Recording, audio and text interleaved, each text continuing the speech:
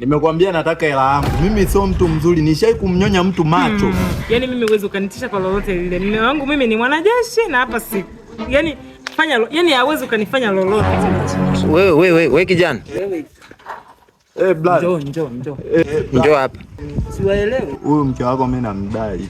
Unadai shilingi ngapi? 50 tu. Hapa anasema eti sina pa kumpeleka. Eti aweze akanilipa. Na wewe unadaiwa kweli 50? Kweli mume wangu ananidai. Sikia. Fanya hivi. Sawa? Hakikisha. Hiyo 50 utaitoa. Mimi siwezi nikafanya kazi kwa ajili ya kulipa madeni. Lakini mume wangu si ile siku ambayo uliniambia kwamba nikatafuta 50 au na wewe tulia. Sikia sasa. Kwani hiyo 50 mlikuwa mnaidiana nini? Anirudishie. Sasa mimi afanye tu namna mimi nipate hata chochote kitu. Hawezi akapata hela, hana kazi. Fanya hivi. Huyu mbane anatakiwa akupe penzi ambalo linalingana na hiyo 50. 50? Sikia mke wangu. Wewe huu ni mtego au umezamilia?